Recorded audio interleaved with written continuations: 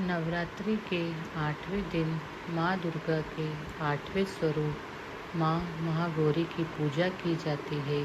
माँ का स्वरूप अत्यंत शांत और पवित्र है। माँ का रूप दिव्य और सुंदर है। माँ महागौरी की 4 भुजाएं हैं, जिसमें 2 हाथ वर मुद्रा और आशीर्वाद मुद्रा में है। वहीं अन्य 2 हाथों में माँ ने त्रिशूल और डमरू लिया है। माँ महागौरी की सवारी बैल है।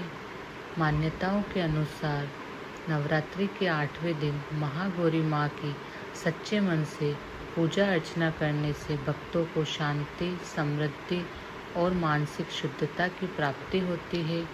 माँ महागौरी को नारियल, पूरी, चना, हलवे का भोग चढ़ाना बहुत शुभ माना जाता है। माता महागौरी को सफ़ेद रंग बेहद प्रिय है, लेकिन माता की पूजा के समय गुलाबी रंग की साड़ी या वस्त्र पहनना शुभ माना जाता है। माँ महागौरी की व्रत कथा। पौराणिक कथाओं के अनुसार माँ पार्वती ने भगवान शिव को अपना पति पाने के लिए कठिन और लंबी तपस्या की। माता ने हजारों वर्षों तक कठोर साधना की। उन्होंने जल और अन्न का सेवन बिल्कुल बंद कर दिया। इस तपस्या के कारण माता का शरीर धीरे धीरे काला पड़ गया और लोग माता की इस कठोर साधना को देखकर आश्चर्यचकित हो गए। माँ पार्वती की अटूट भक्ति और तपस्या से प्रभावित होकर भगवान शिव ने उन्हें अपनी पत्नी के रूप में स्वीकार किया। तपस्या के समय उनके शरीर के काले पड़ने के कारण महादेव ने गंगा जल से उनका शुद्धिकरण किया।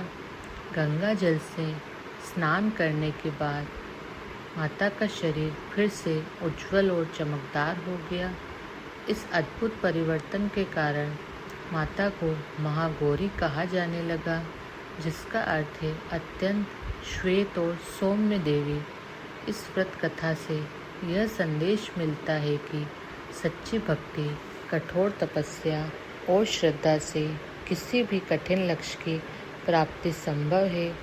इसलिए अष्टमी व्रत में माँ महागौरी की विधि पूर्वक पूजा और प्रिय भोग अर्पित करना अत्यंत शुभ माना जाता है, जिससे जीवन में सुख, शांति और समृद्धि आती है। ये अमोघ फलदायिनी है और माता की पूजा से भक्तों के तमाम कल्मश धुल जाते हैं। पूर्व संचित पाप भी नष्ट हो जाते हैं। महागौरी का पूजन अर्चन, उपासना, आराधना कल्याणकारी है। माता की कृपा से अलौकिक सिद्धियां भी प्राप्त होती है। बोलो महागौरी माता की जय।